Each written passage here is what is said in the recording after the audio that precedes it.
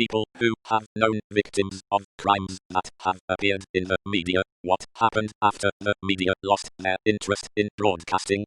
I know someone who was a teacher who supposedly hit a kid, and there was a big media to-do about it around here. She lost her job and works in a grocery store now. She was never found guilty, but it ruined her career. Not what you intended regarding crime, but here goes. In the early 90s, several members of my family were killed by an extremely drunk driver in the mid-morning rain. The drunk died too, but the one surviving relative, parent of 2 little girls, who died on impact, lived but was left quadriplegic. She got a lot of media attention for about 10 years or so. The media used her, not exploitatively, as a cautionary tale and feel-good story due to her PT recovery work, and she developed a lasting friendship with a specific reporter. My relative went on to raise 2 more little girls, who are now young adults. Airbags, shoulder straps, and child safety seats might have saved them all. Hopefully the media's highlighting of their story changed some minds and influenced viewers to think about their family's safety.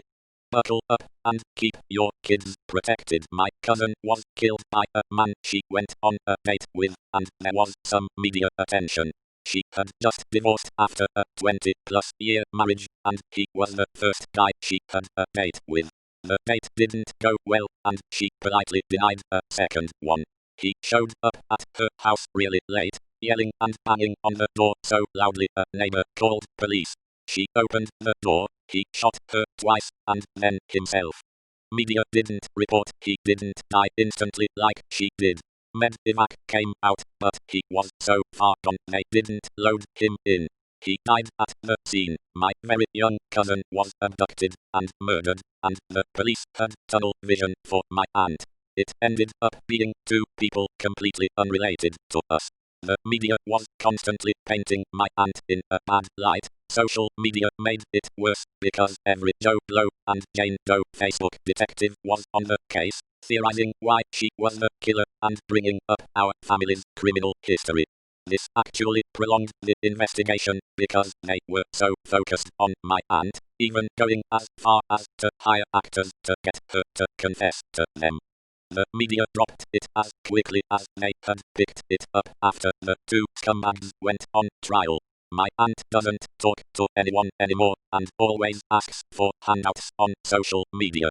My uncle, however, started a charity in my cousin's name and works to keep child murderers behind bars. I was not a victim, luckily, but I had a high school teacher arrested for CP and rape of a very young child. This is about 10 years ago. There was quite some media attention, but his name was redacted. He got caught jerking off during a children's tennis tournament. Later more came out, like watching CP at school and raping a very young child. My school got in the news. He didn't really. What I don't understand about the media is that it was quite big back then, but mostly just talked about my schooler. While he deserves his name out there linked to his crimes, I know that he's out of prison and teaching music to people. I don't know if he is teaching children. I pray to God he isn't, but I do know he is out and about, even with a music teaching website and all. If you do something that terrible, you deserve to never be able to work again. That deserves media attention so you'll never be able to live a normal life.